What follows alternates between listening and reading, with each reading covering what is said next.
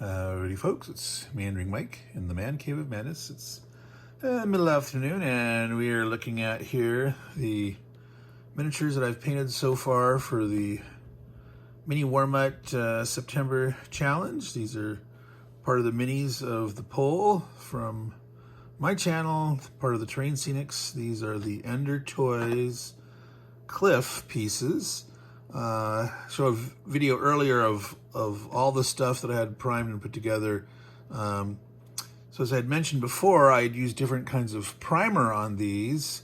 All of them had the Rust-Oleum primer. This is a 2-in-1 filler and sandable primer.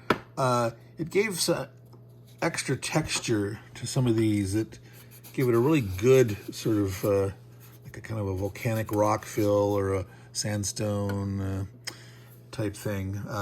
So I kind of like that. It's not something you would necessarily use for a regular figure mini. And I had mentioned that I had used some different color primers. So the one that I was calling kind of a greenish khaki is called Skeleton Bone. Well, let's see if we can get that in the shot there on the top. Yeah, Skeleton Bone. It is kind of a greenish khaki. The top there makes it look just more plain khaki, but on the minis it was looking a little more green. And then this one was the Barbarian Flesh. And that was a nice ruddy skin complexion. And then a matte white, and I'm almost out of that. I need to get some more. And I'd mentioned what I had done was did them all in the gray, and then some of them I had done zenithal highlights in white on some of them. Some of these I did the Barbarian Flesh on one side and the Skeleton Bone on the other. The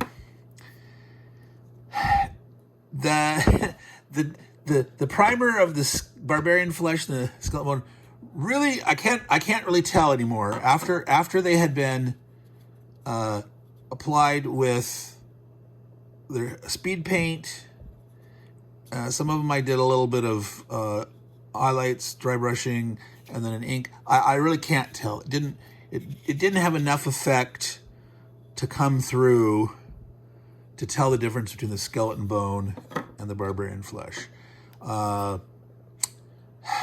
Maybe on a different kind of a surface, maybe with a different kind of color speed paint on the top. In certain cases, it might show through a little better and tell the difference. I'd have to experiment with that. But so in terms of that didn't really do what I intended. But it did work overall well. The sanding, and then this I could sort of tell on the top that there was of these, it was a little lighter after putting the speed paints. Now, what speed paints did I use? What I did, there's 6 of them here. I used 2 speed paints on each one of these things in different combinations. So I started with Runic Gray and a Gravelord Gray on this one, sort of blending them together a little bit. So in some parts, and then this one I did some highlighting with the Ash Gray. And then inks, what I did at the end, I did soft tone and strong tone. On each side, I did a strong tone and a soft tone. And the idea is to have, the lighter one, the soft tone, sort of be like in the light of the day, and the strong tone, little deeper, darker shadows. And so I can tell a little minor bit. You can tell a lot more with the cracks are deeper on these. So this is much lighter. There's less depth. And this has a little more darkness and depth in the shadows there. You can this one overall ended up having a lot more color to it. Some of this is from like the Sand Golem. It's not really the see-through of the primers, but it was the combination of what I used for the paint. So Crusader skin normally comes out much lighter, and when I used it on these, it had still a fair bit of color and whatever else I used with it. For a lot of these, because of the nature of these rocks, I sort of painted in bands, and then did enough blending. So with the 2.0 speed paints, they're not supposed to reactivate as much, and it's harder to actually blend them intentionally. But with the 1.0s, they stay sort of wetter longer, and do so. So this came out quite nicely. Instead of just being very stripy, it had the intended effects of having the vertical sort of striations in the rock, but blended relatively well. There. So just put those up. I can randomize and put different ones on there. Let's give them equal opportunity to be on the roundabout.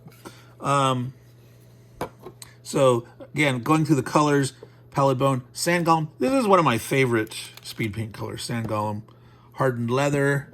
So in some of these ones here that came out darker, they had the darker browns. They had either like some Grave Lord Gray and some Hardened Leather. So this is definitely like the Grave Lord Gray here. This was probably, I think, was Crusader skin, either Pallid Bone and or Sand Golem. Very nice light brown.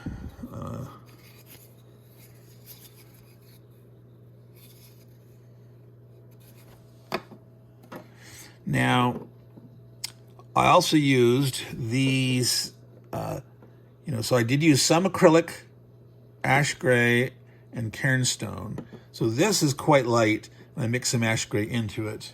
And so I did actual dry brushing on this one.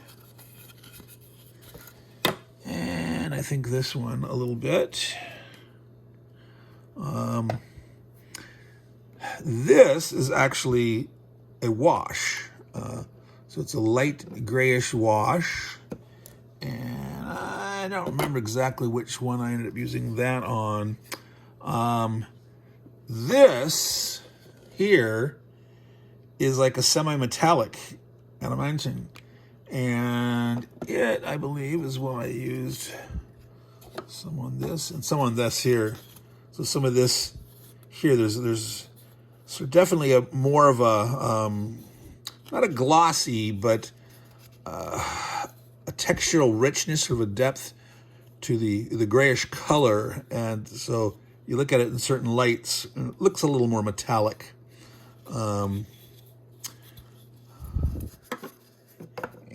yeah, so stonewash, cairnstone, ash gray. This one, this is not water soluble. This is enamel based. It's called Streaking Grime, a streaking effect from Mick Jimenez Amo thing. This is designed normally to put, say, like on tanks or other modern vehicles, putting on like the steel plates and stuff. But it worked well. I used some of that in some of these coming down the sort of like the erosion, the gullies, the little chimneys or whatnot. So it definitely, yeah, this one had some adamantine on one side, and I think the streaking effects on the other, and a couple of these others had streaking effects. So wide variety of different things there to do for 6 cliffs, which they all have slightly different shapes, slightly different characteristics of the way the surface are. Some are somewhat similar, little narrow bands. Some are wider. There's supposed to be quote unquote volcanic cliffs, is what they call them, but you could represent easily, sandstone or limestone or a sedimentary that's been eroded away, or it can be kind of like a basalt If they were a little more regular, I don't know if you've seen the basalt formations that are kind of quite regular, like hexagon tubes of crystalline type rock that formed in this weird pressure of the lava tubes. So this is kind of fun doing all these different ones, trying the different decks. The fact that the difference of the skeleton bone, which is the sort of the greenish khaki, and the barbarian flesh didn't have a real effect. I can't tell the difference. Which I should have marked them or something. I should have put a little paint here and like that side, or something, and tried to tell what was the difference there. You know, no, it did not work that way. So I want to experiment with different inks too. Trying like a red ink or something to see how those come in certain colors. So, I mean, if you had a whole bunch of these, you could do a whole bunch of experimentation with like, well, let's do a whole bunch in this base color scheme and then try different inks on them or things like that. So, well, I'm going to wrap it up there, Meandering Mike. We're over 11 minutes. I was going to try to keep this to under 10, and as usual, meander. So I am going to be painting Wednesday night this week. I'm putting this out on Tuesday, the 5th of September. Not Jay.